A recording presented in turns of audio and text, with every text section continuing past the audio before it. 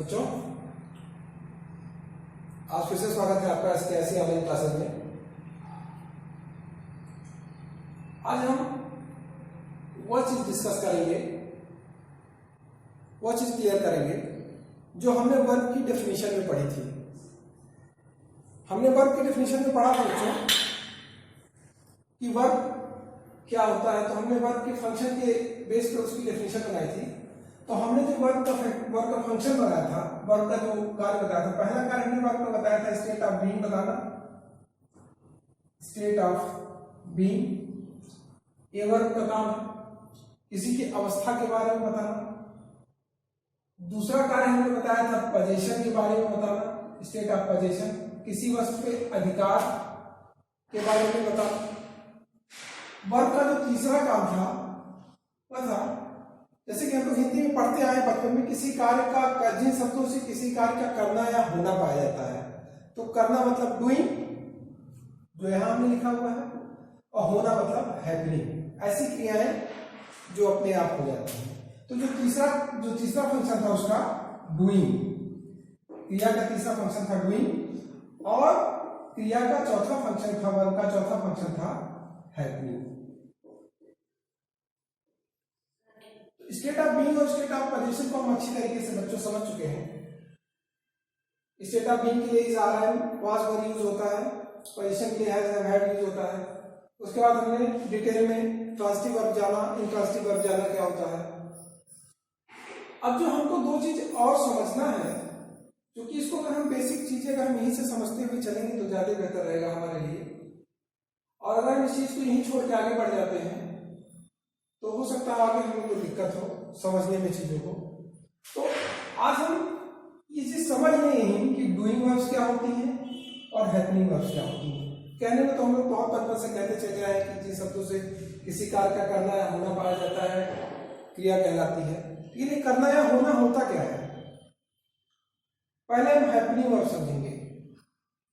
ये जो सारे एग्जाम्पल लिखे गए हैं ये हैपनिंग वर्ब के एग्जाम्पल है। हैपनिंग वर्ब इसलिए समझा रहे हैं बच्चों पहले, क्योंकि डूइंग वर्ब तो सभी जानते हैं, सभी लोग के माइंड में पहले से सेटअप होता है कि सेंटेंस में जो भी कार्य होता है वो करता करता है, मतलब सब्जेक्ट ही, सेंटेंस में जो भी एक्शन हो रहा है वो सब्जेक्ट के द्वारा किया जा रहा है। ऐसा हमें बचपन से कुछ ऐसा पढ़ाया जाता है कि हमारे दिमाग में सेट हो जाता है कि सेंटेंस में जो भी कार्य होता है उसको करने वाला सब्जेक्ट है। लेकिन ऐसा हमेशा नहीं होता है, इसीलिए हैपनिंग वर्ब्स बनी हुई है। हैपनिंग वर्ब्स वह वर्ब्स होती हैं जिनको सब्जेक्ट खुद परफॉर्म नहीं करता है, इंटेंशनली परफॉर्म नहीं करता है, वो अपने आप हो जाती हैं। लेकिन वो जो भी हैपनिंग वर्ब्स होती हैं, जो भी उस सेंटेंस में हैपनिंग वर्ब्स जो भी बताती हैं, वह सब्जेक्ट के ही बारे में बताती हैं। लेकिन सब्जेक्ट उन कार्यों को करता नहीं है, वह खुद परफॉर्म नहीं करता उस सेक्शन को, इसीलिए उनको हैपनिंग वर्ब कही जाती है। और डूइंग वर्ब वह वर्ब्स होती हैं जो सब्जेक्ट खुद परफॉर्म करता है वाक्य में। तो पहले हैपनिंग वर्ब के कुछ एग्जांपल हम देख लेते हैं। सॉरी, अभी आप लोगों को इन 4-5 एग्जांपल में समझ में आ जाएगा कि हैपनिंग वर्ब्स होती क्या है। A glass of milk slipped from my hand.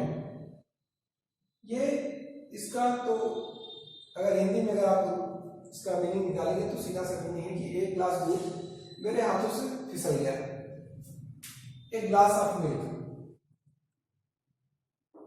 Slipped यहाँ हमारी फिसल गया। कौन फिसल गया, क्या फिसल गया, एक ग्लास ऑफ मिल्क। तो ये क्या हो गया, हमारा सब्जेक्ट हो गया। सब्जेक्ट सेंटेंस को एनालाइज करते चले, ये हमारा हो गया सब्जेक्ट, एक ग्लास ऑफ मिल्क सब्जेक्ट हो गया। ये सब्जेक्ट नाउन फ्रेज हो गया, क्योंकि मिल्क के बारे में बात कही जा रही है, लेकिन कैसा मिल्क, एक ग्लास ऑफ मिल्क। ये पूरा इसको कहेंगे नाउन फ्रेज। किसी भी वाक्य का सब्जेक्ट बच्चों नाउन ही होता है, और उस नाउन के आसपास जितने भी वर्ड होते हैं उस नाउन को डिस्क्राइब करने वाले, वह सब मिला दिए जाए तो नाउन फ्रेज हो जाएगा। दो या दो से अधिक शब्दों से मिलकर बनने वाले वाक्य उसको नाउन फ्रेज कहेंगे। इसमें कोई क्रिया नहीं है तो ये फ्रेज हो। एक ग्लास ऑफ मिल्क, एक ग्लास दूध मेरे हाथों से फिसल गया। एक ग्लास ऑफ मिल्क स्लिप्ड, एक ग्लास दूध फिसल गया। ठीक, अब जो फिसला, स्लिप हुआ, ये क्या ग्लास खुद स्लिप हो गया? नहीं, ये ना तो मैंने इंटेंशनली इसको स्लिप किया और ना ग्लास, क्योंकि एक चीज और आप लोग यहां समझ लीजिए, जब सब्जेक्ट कोई नॉन लिविंग थिंग होती है, निर्जीव वस्तु होती है, तो वह कभी कोई एक्शन तो परफॉर्म कर ही नहीं सकती है वाक्य में। इस चीज को आज आप इस एक बहुत जरूरी पॉइंट है, इसको आप बैठा लीजिए अपने दिमाग में कि जो भी नॉन लिविंग सब्जेक्ट होगा, नॉन ऐसा नाउन जो नॉन लिविंग हो और वाक्य का सब्जेक्ट हो, तो कभी भी एक्शन को वह खुद नहीं परफॉर्म होगी, उसके साथ कुछ ना कुछ अपने आप स्वयं खुद ब खुद कुछ ना कुछ हो रहा होगा। तो जो एक ग्लास मिल्क था वह स्लिप हो गया, तो ये ना मिल्क ना ग्लास खुद स्लिप हुआ ना मेरे हैंड ने उसको स्लिप किया, तो ये अपने आप एक्शन हो गया, ऑटो अपने आप ये ऑटो हैपनिंग हो गई, अपने आप एक्शन परफॉर्म हो गया। तो जैसी क्रिया हो गई हैपनिंग वर्ब हो गई। क्या हो गई? हैपनिंग वर्ब हो गई। ये काम हो गया, किसी ने किया नहीं, ये काम हो गया। देखिए डेफिनेशन को हमेशा ध्यान में रखिए, जो आप बचपन से बेसिक डेफिनेशन पढ़ते चले आ रहे हैं, किसी कार्य का करना या होना, तो ये काम क्या हुआ? ये काम किया नहीं गया, ये काम हो गया। अगर यहां होता थ्रो, फेंक दिया गया, हाँ तो हम मान सकते हैं कि किसी ने फेंका, वो एक्शन परफॉर्म किया गया, लेकिन यहाँ स्लिप वाला एक्शन परफॉर्म नहीं किया गया। दूसरी बात, दूसरे सेंटेंस में आइए, स्नो फॉल्स इन विंटर, बर्फ जाड़ों में गिरती है। अभी बर्फ भी नॉन लिविंग है, सब्जेक्ट है हमारा, नॉन लिविंग है, तो ये गिरने का जो एक्शन है, फॉल्स का जो एक्शन है, ये बर्फ खुद नहीं परफॉर्म कर सकती है, एक नेचुरल फिनोमिना है, नेचुरल प्रक्रिया है, तो गिरने का काम अपने आप हो रहा है। तो यहां फॉल्स भी क्या हो गई? हैपनिंग हो गई। सब्जेक्ट हमारा स्नो और फॉल्स भी क्या हो गई? हैपनिंग हो गई। फॉल मतलब होता है गिरना। बच्चों दो चीज बहुत ध्यान में रखना, दो वर्ब्स होती हैं, फॉल और फेल। फॉल का मतलब होता है गिरना और फेल का मतलब होता है गिराना। ये दोनों ही वर्ब बेस फॉर्म है अपने वर्ब की। इसके बाद जो सेकंड और थर्ड फॉर्म होगी, फॉल की सेकंड फॉर्म फेल हो जाएगी, जबकि फेल का खुद का फर्स्ट फॉर्म फेल है, जबकि फेल की सेकंड और थर्ड फॉर्म फेल फेल होगी। फॉल की सेकंड और थर्ड फॉर्म फेल और फॉलन होगी। फिलहाल वो बात की बात है कि जब हम इस डिस्कशन को और आगे ले जाएंगे तो फॉल और फेल के बारे में डिस्कस जरूर करेंगे। तो snow falls in the winter, बर्फ गिरती है जाड़ों में गिरती है। ठीक, ये हो गई है अपनी बात। फिर आइए, Ravi tired after playing, Ravi थक गया। रवि कोई जानबूझ के थकता नहीं है, कोई हम थकने का कोई क्रिया, ऐसे थकने का कोई ऐसा एक्शन नहीं होता कि हम थक जाए, हम थकने का काम कर रहे हैं, ऐसा कोई एक्शन नहीं होता है। जो टायर्ड होता है आदमी या कोई चीज अपने आप होता है, स्वयं होता है, खुद ब खुद आदमी थक जाता है, एक्शन कुछ और करता है, लेकिन ये जो थकने का एक्शन होता है वह अपने आप होता है। तो रवि टायर्ड आफ्टर प्लेइंग, खेलने के बाद रवि थक गया। तो रवि जानबूझ के तो थका नहीं, ना ही टायर्ड ऐसा कोई एक्शन है जिसको परफॉर्म किया जाए, तो टायर्ड भी हैपनिंग वर्ब हो गई यहाँ। I shocked to hear the news, अब देखिए यहां आइए, आई शॉक्ड, मैं चौंक गया या मुझे झटका लगा या मैं आश्चर्यचकित रह गया, कुछ भी कहिए। क्यों आश्चर्यचकित रह गया? न्यूज सुनने के कारण, to hear the news, news सुनकर मैं आश्चर्यचकित रह गया, समाचार सुनकर मैं आश्चर्यचकित रह गया। अब देखिए, मैंने या आई जो सब्जेक्ट है, इसने शॉक होने का एक्शन नहीं किया, बल्कि किसी वजह से शॉक हो गया, मैं शॉक रह गया। हिंदी में भी इसकी मीनिंग बनेगी, मैं शॉक हो गया या शॉक रह गया। क्या क्यों शॉक रह गया? टू हियर द न्यूज सुनकर मैं शॉक रह गया। तो जो सब्जेक्ट है यहाँ, इसने शॉक होने का एक्शन नहीं किया, ये अपने आप कुछ ऐसा हुआ कि ये शॉक रह गया। तो शॉक में यहाँ कैसी वर्ब हो गई? हैपनिंग वर्ब हो गई। The man died because of illness, अब इसको तो आप आसानी से समझ सकते हैं, कोई भी आदमी मरने का काम तो करता नहीं है, जानबूझ के तो मरता नहीं है, तो होता क्या है? द मैन डाइड, अपने आप जब टाइम होता है, नेचुरल फिना है, आदमी बिकॉज ऑफ इलनेस, बीमारी की वजह से मर गया। किस वजह से मरा? बीमारी की वजह से। तो इस एक्शन को भी सब्जेक्ट ने नहीं परफॉर्म किया, ये अपने आप हुआ, तो ये भी हैपनिंग वर्ब हो गई।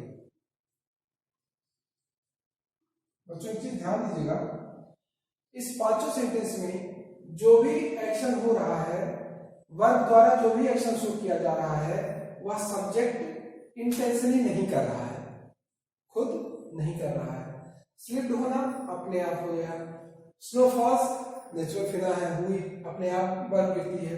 रवि टायर्ड, रवि कोई थकना नहीं चाहता है लेकिन वो थक गया। आई शॉक, मैं आश्चर्यचकित रह गया, या मुझे झटका लगा, मैं शॉक हो गया। मैन डाइड, आदमी मर गया।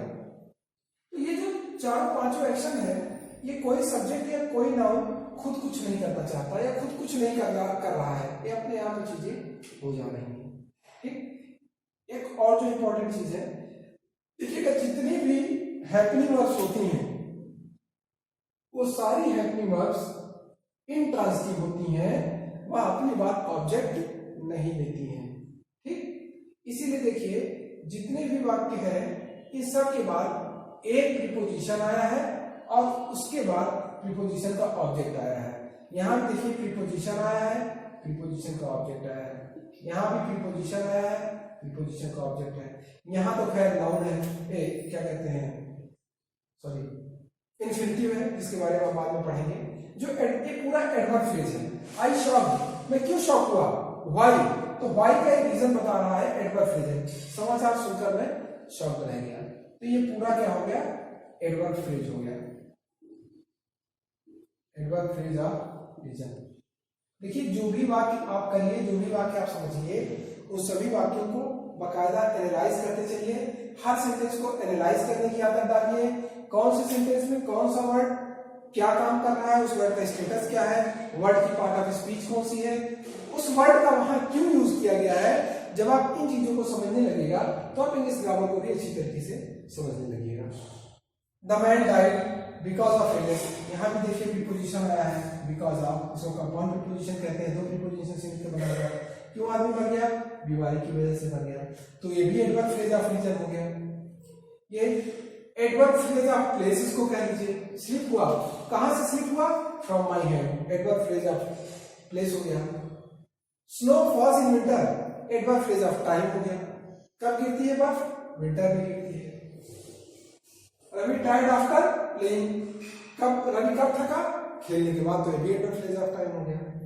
व्हेन, जो व्हेन का जवाब दे रहा है, ये भी व्हेन का जवाब दे रहा है, ये वेयर का जवाब दे रहा है, कहां से गिरा, ये रीजन टू, ये रीजन का जवाब दे रहा है, वाई का जवाब दे रहा है, और ये भी वाई का जवाब दे रहा है।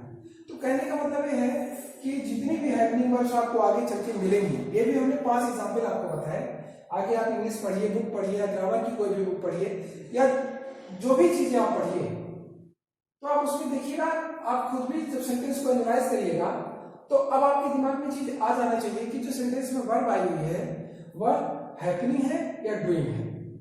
अब हैपनिंग सारी वर्ब्स इंट्रांसिटिव होती हैं, सारी हैपनिंग वर्ब्स इंट्रांसिटिव होती हैं, लेकिन एक चीज और बता दें, सारी डूइंग वर्ब्स इंट्रांसिटिव नहीं होती हैं। डूइंग वर्ब्स ट्रांसिटिव भी होती हैं और इंट्रांसिटिव भी होती हैं, लेकिन सारी की सारी हैपनिंग वर्ब्स इंट्रांसिटिव होती हैं जो डायरेक्ट ऑब्जेक्ट नहीं लेती हैं। उम्मीद है बच्चों आपको अच्छी तरीके से हैपनिंग वर्ब्स समझ में आ गई होगी। Thank you.